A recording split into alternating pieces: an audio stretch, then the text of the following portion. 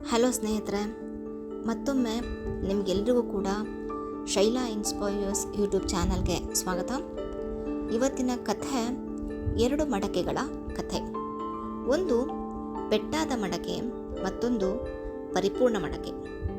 ಒಂದು ಕಾಲದಲ್ಲಿ ಒಂದು ದೊಡ್ಡ ಹಳ್ಳಿಯ ಮನೆಯಲ್ಲೊಂದು ವೃದ್ಧ ವ್ಯಕ್ತಿ ವಾಸಿಸುತ್ತಿದ್ದ. ಅವನು ಪ್ರತಿದಿನವೂ ನದಿಯಿಂದ ತನ್ನ ಮನೆಯವರೆಗೆ ನೀರು ತರಲು ಹೋಗುತ್ತಿದ್ದ. ಅವನು ತನ್ನ ಹೆಗಲ ಮೇಲೆ ಒಂದು ದೊಡ್ಡದಾದ ಹಲಗೆಯನ್ನು ಹೊತ್ತುಕೊಂಡು ಅದರ 2 ಕಡೆಗಳಲ್ಲಿ ಮಡಕೆಗಳನ್ನು ಕಟ್ಟಿದ್ದ. ಅವನು ಉಪಯೋಗಿಸುತ್ತಿದ್ದ 2 ಮಡಕೆಗಳಲ್ಲಿ ಒಂದು ಮಡಕೆ ಬಹಳ ಚೆನ್ನಾಗಿತ್ತು. ಅದಕ್ಕೆ ಯಾವುದೇ ರೀತಿಯ ಬಿರುಕು ಕೂಡ ಇರಲ್ಲ. ಸಂಪೂರ್ಣವಾಗಿ ನೀರನ್ನು ಇಟ್ಟುಕೊಂಡು ತರುವಷ್ಟು ಬಲವಾಗಿತ್ತು. ಆದರೆ ಮತ್ತೊಂದು ಮಡಕೆ ಬಹಳ ಹಳೆಯದಾಗಿತ್ತು. ಅದರ ಬದಿಯಲ್ಲಿ ಕೆಲವು ಬಿರುಕುಗಳು ಕೂಡ ಇದ್ದವು.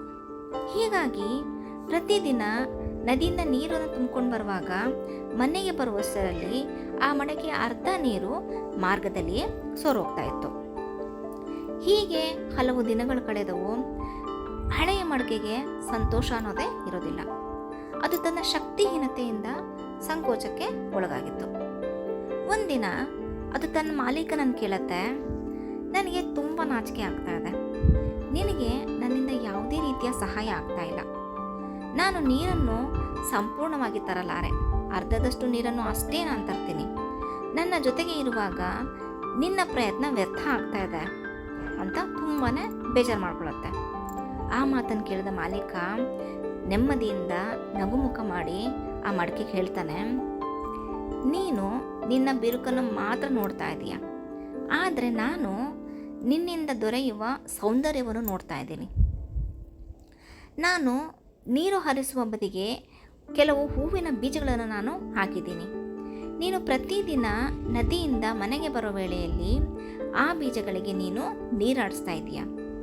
ಈಗ ನೀನು ಗಮನಿಸು, ಆ ದಾರಿಯ ಬದಿಯಲ್ಲಿ ಎಷ್ಟು ಹೂಗಳು ಚೆನ್ನಾಗಿ ಹಸಿರಾಗಿ ಬೆಳೆದಿದೆ ಗೊತ್ತಾ. ನಾನು ಅವುಗಳನ್ನು ದೇವಾಲಯಕ್ಕೂ ಮತ್ತು ಮನೆಯ ಅಲಂಕಾರಕ್ಕೂ ಕೂಡ ನಾನು ಬಳಸ್ತಾ ಇದ್ದೀನಿ. ನಿನ್ನಿಂದ ನನಗೆ ಖಂಡಿತವಾಗ್ಲೂ ಅಪೂರ್ಣತೆ ಇಲ್ಲ. ಅದರ ಬದಲಾಗಿ ನೀನು ನನಗೆ ಒಂದು ವರವಾಗಿದ್ದೀಯ. ಈ ಮಾತನ್ನು ಕೇಳಿದ ಮಡಕೆಗೆ ತುಂಬಾ ಆಶ್ಚರ್ಯ ಆಗುತ್ತೆ. ಆ ಹೂಗಳನ್ನು ನೋಡ್ಬಿಟ್ಟು ತುಂಬಾ ಖುಷಿನೂ ಕೂಡ ಅದಕ್ಕೆ ಆಗುತ್ತೆ. ಅದು ತನ್ನ ಬಿರುಕನ್ನೇ ತನ್ನ ಶಕ್ತಿಯನ್ನಾಗಿ ಪರಿಗಣಿಸುತ್ತೆ. ಹಾಗಾದರೆ ಈ ಕಥೆ ಸಾರಾಂಶ ಏನು? ಈ ಕಥೆಯ ಮೂಲಕ ನಮಗೆ ತಿಳಿಯೋದೇನಂತಂದರೆ, ಪ್ರತಿಯೊಬ್ಬರು ಕೂಡ ತಮ್ಮದೇ ಆದ ಒಂದು ರೀತಿಯಲ್ಲಿ ವಿಶಿಷ್ಟರಾಗಿರ್ತಾರೆ.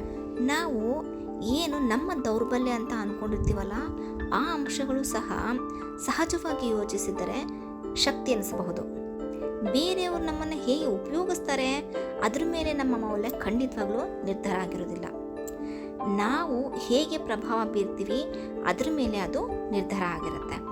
ಹೀಗಾಗಿ ನಾವು ಅಪೂರ್ಣರಾಗಿದ್ದರೂ ಕೂಡ ನಾವು ಏನಾದರೂ ಒಂದು ಒಳ್ಳೆಯದನ್ನು ನೀಡಬಹುದು. ನಮ್ಮಲ್ಲಿರುವ ಬಿರುಕುಗಳಿಂದಲೇ ಬದುಕಿನಲ್ಲಿ ಹೂವಿಗೆ ನೀರಾಗಿ ಸುಂದರತೆಯನ್ನು ಉಂಟು ಮಾಡಬಹುದು. ಪಾಠ ಪ್ರತಿಯೊಬ್ಬರಲ್ಲೂ ಕೂಡ ಒಂದು ವೈಶಿಷ್ಟ್ಯತೆ ಇದ್ದೇ ಇರುತ್ತೆ. ನಮ್ಮ ದೌರ್ಬಲ್ಯವನ್ನು ಹೀಗೂ ಬದಲಾಯಿಸಬಹುದು ಎಂಬುದು ಈ ಕಥೆಯ ಸಾರಾಂಶವಾಗಿದೆ. ಓಕೆ ಫ್ರೆಂಡ್ಸ್, ಇವತ್ತಿನ ಈ ಒಂದು ಕತೆ ನಿಮಗೆಲ್ರಿಗೂ ಕೂಡ ಇಷ್ಟ ಆಗಿದೆ ಅಂತ ನಾನು ಅನ್ಕೋತೀನಿ. ನಿಮಗೆ ಇಷ್ಟ ಆಗಿದ್ದೇ ಆದರೆ ಲೈಕ್, ಶೇರ್ ಆ್ಯಂಡ್ ಸಬ್ಸ್ಕ್ರೈಬ್ ಮಾಡೋದನ್ನು ಮಾತ್ರ ಮರಿಬೇಡಿ. ಯಾಕಂತಂದರೆ ನಿಮ್ಮ ಒಂದೇ ಒಂದು ಸಬ್ಸ್ಕ್ರಿಪ್ಷನ್ ನಮಗೆ ಬಹಳ ದೊಡ್ಡ ಒಂದು ಪ್ರೇರಣೆಯನ್ನು ನೀಡಲಿದೆ. ಧನ್ಯವಾದಗಳು.